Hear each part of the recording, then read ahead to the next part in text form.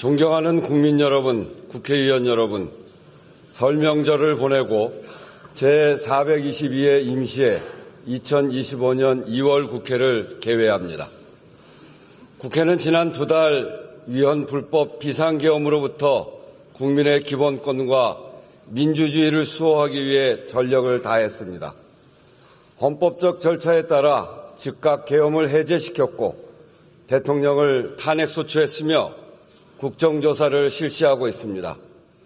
국회의 이 같은 대응을 바탕으로 대통령은 탄핵 심판을 받고 있으며 형사재판에도 회부되었습니다. 비상계엄의 선포의 책임을 묻는 일은 헌법과 법률에 따라 진행되고 있으며 앞으로도 그럴 것입니다. 헌정질서 회복을 위해 국회가 해야 할 일은 그것대로 해나가되 이제 국민의 기본권과 민주주의를 수호하는 국회의 활동은 민생을 돌보는 것에 방점을 찍어야 합니다.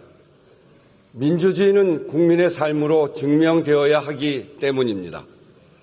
돌아보면 22대 국회는 임기 시작 후 석 달이 지나서야 개원식을 할 만큼 어느 역대 국회보다 가파른 여야 대치 속에서 운영되었습니다.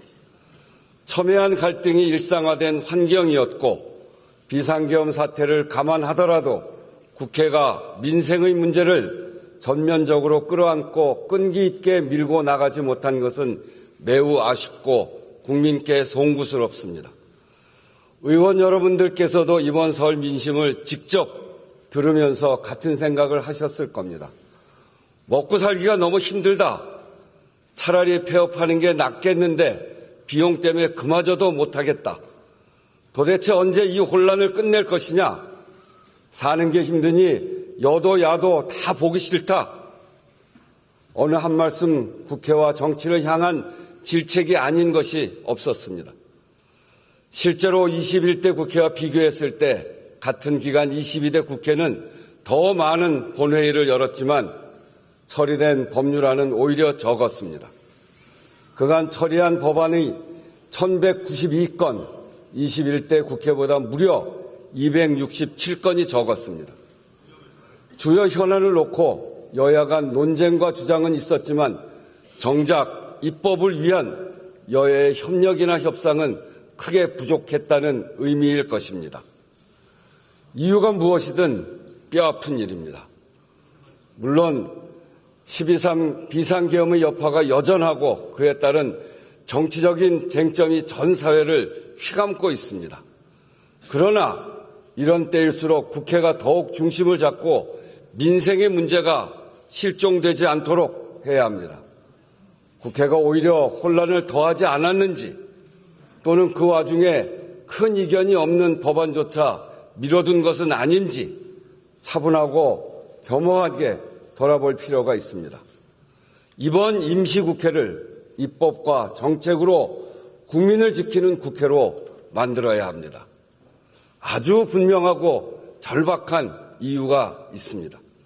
첫째, 민생의 어려움은 숨이 턱에 찰 만큼 한계에 이르렀고 둘째, 대내적으로 높은 파고가 닥쳐오고 있기 때문입니다. 불평등과 양극화 심화, 기술혁신 지체, 인구 감소 등 저성장이 구조적으로 고착되고 있는 상황에서 예상보다 빨리 작년 말 초고령 사회에 진입했고 미국 신행정부의 출범으로 경제, 외교, 통상 분야에 큰 도전이 예고되고 있습니다. 파고에 맞설 방파제가 얼마나 튼튼하게 점검하고 대비해야 합니다. 지난 연말이 중요했는데 시간을 놓쳤습니다. 여기서 더 지체하면 안 됩니다. 대통령 탄핵 심판 절차가 종료된 후에 정치 사회적 상황도 생각하지 않을 수 없습니다.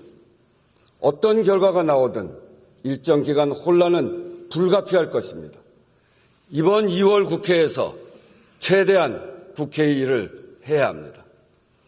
안으로는 민생의 문제를 전면에 세우고 바깥으로는 국회의 원활한 운영을 통해 국제사회에 대한민국이 안정되고 있다는 신호를 보내는 것이 핵심입니다.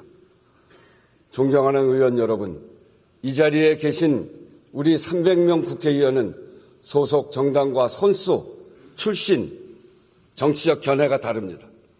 그렇지만 모두 동의하는 것은 민생이 나라의 근본이라는 사실입니다. 민생은 국민의 구체적 삶의 모습이고 국가 경제의 토대이자 궁극적 목표입니다.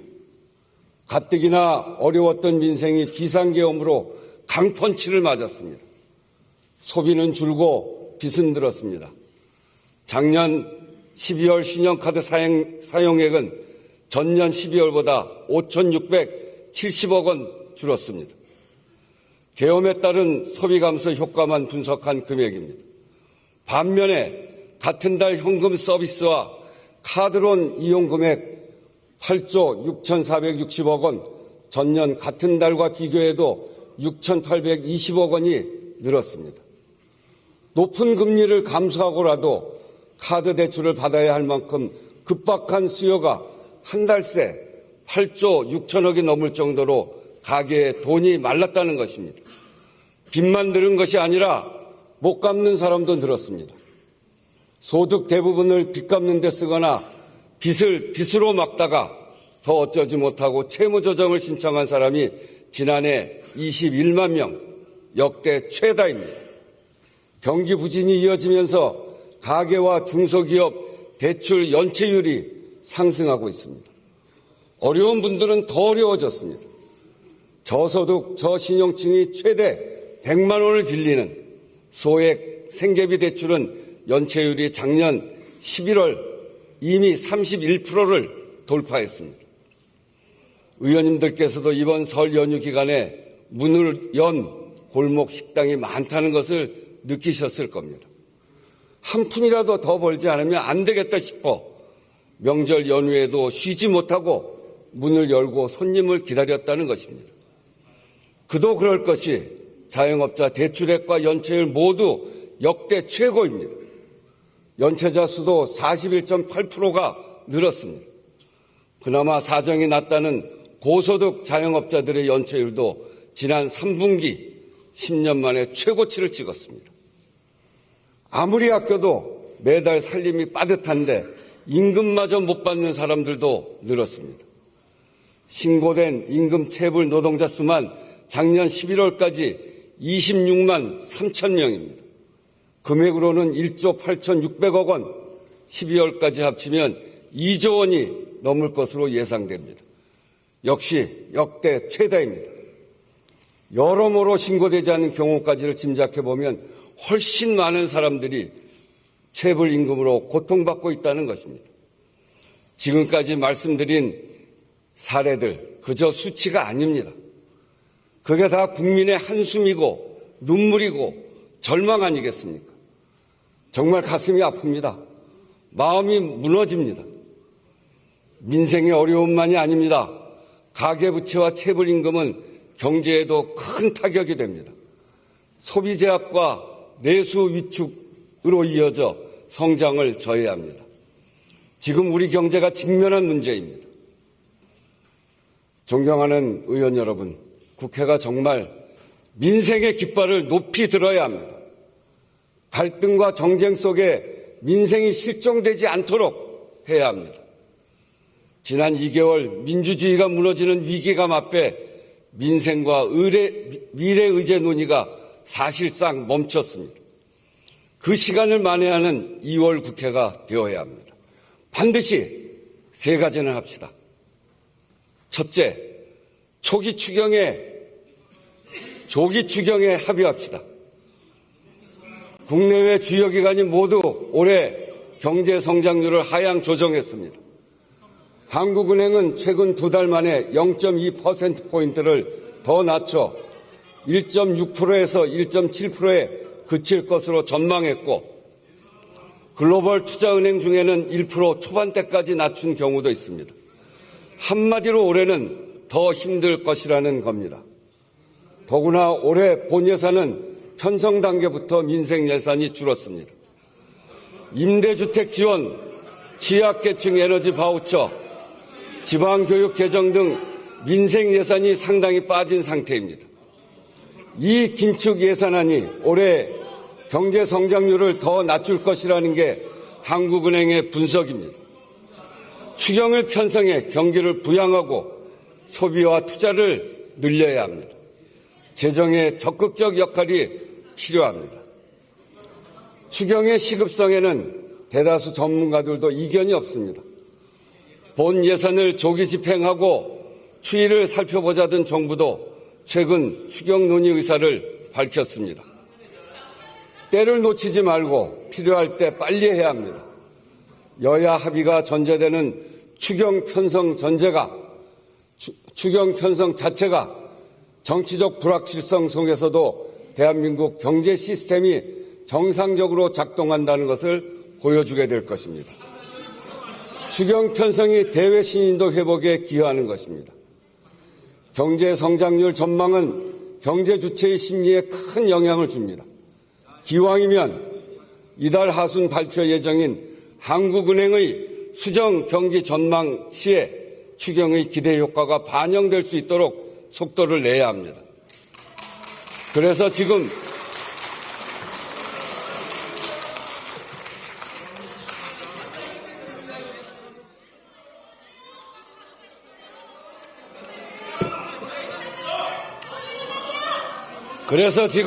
국회와 정부가 서둘러야 하는 추경은 민생 추경일 뿐 아니라 경제심리 회복 추경, 성장률 방어 추경이고 국정안정 추경입니다. 추경 시기와 구체적 내용 등을 두고 여야의 이견이 있습니다. 우선 조기 추경과 규모에 합의하고 구체적인 내용은 머리를 맞대고 좁혀가자고 제안합니다.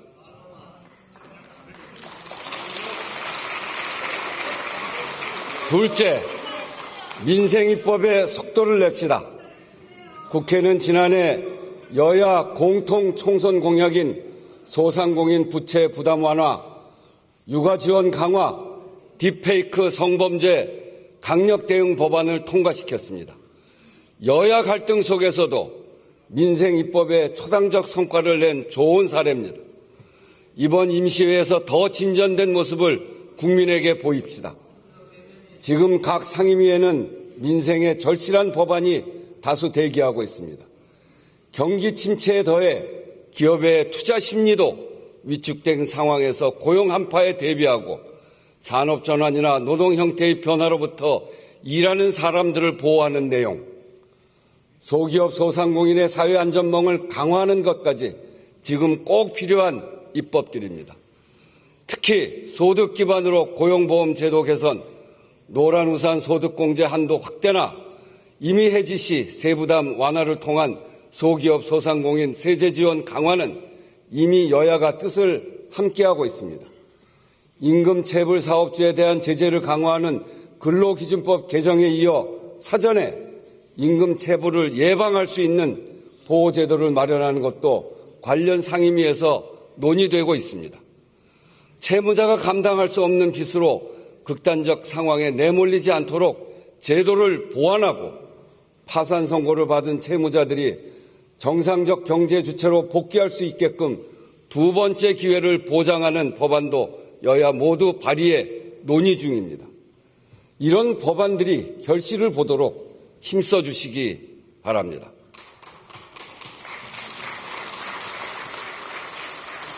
근본적으로는 누구나 일한 만큼 대가를 받고 억울한 일 당하지 않도록 공정한 경제 구조를 만드는 것이 매우 중요합니다. 심각한 양극화는 그 자체로 성장을 가로막는 요인입니다. 기울어진 운동장을 고쳐야 경제도 앞으로 나아갈 수 있습니다. 중소기업, 자영업자, 가맹점, 대리점, 플랫폼 입점업체, 취약 노동자 같은 우리 사회의 대다수 경제 주체가 불공정 거래로부터 스스로를 보호할 힘을 갖는 것이 그 시작입니다. 경제적 약자의 교섭권을 부여해 협상력을 높이는 교섭권 6법, 납품 대금 연동제 적용 범위를 확대하는 법안 등이 이미 오래전부터 논의되어 왔습니다. 22대 국회에서는 반드시 통과되도록 의원님들의 각별한 관심도 당부드립니다. 온라인 상거래가 일상화되면서 플랫폼을 이용하는 소비자와 이를 통해 생계를 영위하는 소상공인 자영업자가 크게 늘었습니다. 그런데 여기서 발생하는 다양한 분쟁과 피해를 예방, 해결할 수 있는 법제도 정비는 지연되고 있습니다. 티몬 위메프 사태 발생 당시 여러 건의 재발 방지 법안이 발의됐지만 지금까지 처리 안 된 것도 참으로 아쉽습니다. 건강하고 지속 가능한 플랫폼 생태계를 만들기 위해서라도 입법 논의를 서둘러야겠습니다. 아울러 12.29 제주항공 여객기 참사 특별법 제정, 피해자와 유가족에 대한 2차 가해를 방지하는 입법도 서둘러 주실 것을 당부드립니다. 여야 간 논의가 마무리되어 사실상 의결만 남은 상태에서 멈춰있는 연금특위, 기후특위, 윤리특위도 이번 2월 국회에서 반드시 구성할 것을 요청드립니다. 셋째, 대외 환경 변화에 총의를 모아 성장 동력을 확충합시다. 국제 정세와 첨단 기술의 격변기입니다. 미국 신정부의 대내외 정책 변화까지 겹치면서 우리나라는 경제 안보 등 전방위적 도전에 직면해 있습니다. 정밀한 전략을 수립하고 왕성한 외교 활동을 펼쳐야 할 시점에 가장 중요한 정상 외교가 공백 상태입니다. 미국발 관세 정쟁이 먹구름을 몰고 왔습니다. 대미 수출을 위해 멕시코, 캐나다로 간 글로벌 기업들이 타격을 입게 되었고 중국에 대한 추가 관세는 우리의 중국 수출에도 영향을 미칠 것입니다. 국내 정치 상황의 불안정성으로 중요한 계약이나 투자 유치가 미루어지거나 취소될 위험에 처한 기업들도 대기업, 중소기업을 가리지 않고 상당수입니다.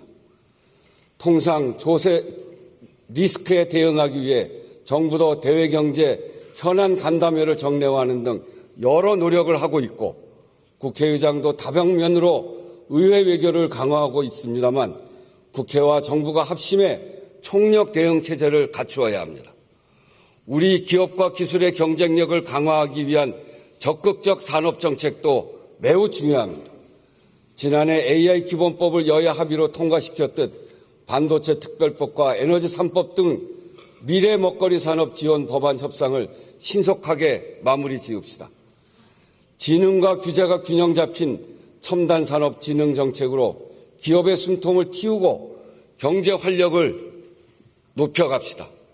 특히 국가기관 전력망 확충법, 해상풍력 특별법, 한국형 ARA법으로 불리우는 탄소 중립 산업 육성법은 기후 위기에 따른 새로운 성장 동력 확충과도 맞닿아 있습니다. 분초를 다투듯 혁신 기술이 등장하며 전 세계가 AI 쇼크를 경험하고 있습니다. 미래 투자에 힘을 실어 첨단 기술 기반 혁신 스타트업 생태계를 만들어 갑시다. 국회와 정부, 민간이 함께 해야 합니다. 국회 차원에서도 상임위별 처방과 진단을 넘어서 유기적 협력으로 효과적이고 근본적인 대책 마련에 힘을 모아야 합니다. 외통위와 경제 관련 상임위가 참여하는 상임위 연석회의 또는 통상전략과 산업 경쟁력 강화를 위한 특별위원회 구성도 하나의 방안이 될 것입니다. 과거 외환위기에 맞서 또 한미, 한중, 한일, FTA 체결과 관련해 국회가 특위를 만들어 대응했던 전례가 있습니다. 국회 각 부분의 유기적 협력 체계는 범국가적 대응의 기초를 마련하는 의미와 함께 각국의 경제안보 입법 전략에 대응해 우리 의회 외교의 자산을 강화하는 의미가 있을 것입니다. 또 올해 10월 경주에서 열리는 APEC 정상회의에는 위기에 강한 대한민국의 회복력과 굳건한 경제 시스템을 전 세계에 확인시켜주는 기회로 반드시 만들어야 합니다. 정부와 경제계, 지역사회가 합심해 차질 없이 준비할 수 있도록 국회가 전폭적으로 지원해 나가야 하겠습니다. 존경하는 의원 여러분, 지금까지 말씀드린 이번 임시의 핵심 과제는 여야의 문제가 아니라 국정 안정의 문제입니다.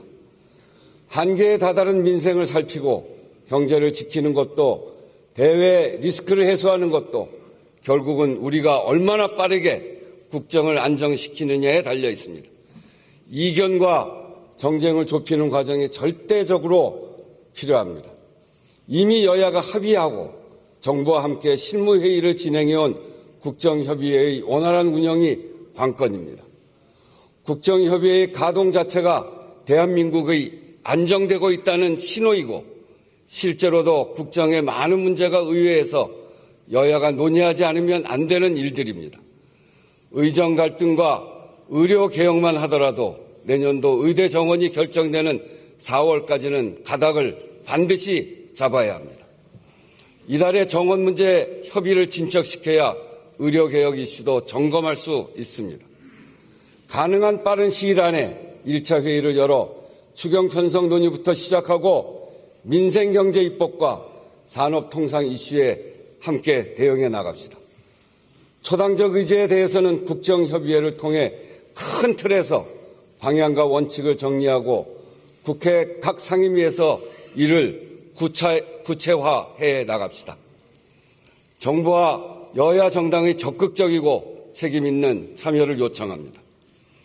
이번 비상계엄 사태를 겪으면서 우리는 민생, 경제, 외교, 안보 모두 굳건한 민주주의 위에 뿌리 내리고 있어야 한다는 것을 절감했습니다. 국회가 민주주의 최후의 보루로서 신속한 계엄 해제를 통해 국민을 안심시켰듯이 지금의 위기를 극복하고 불안한 국민의 삶을 안정시키는 데 국회가 앞장서야겠습니다. 국민의 삶이 벼랑 끝인데 이걸 붙잡지 않고 국회가 어떻게 존립할 수 있겠습니까? 의원 여러분, 우리 그 일을 함께 합시다.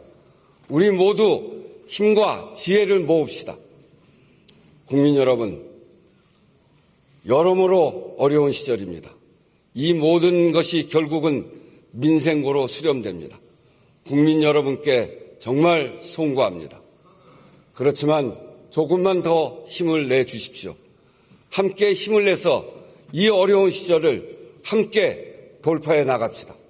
우리는 돌파해낼 수 있습니다.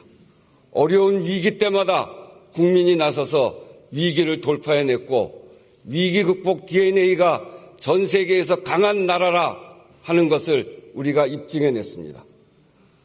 이제 국회가 조금이라도 국민에게 위로와 희망이 되기 위해 더 노력하겠습니다. 함께 노력합시다. 경청해 주셔서 감사합니다.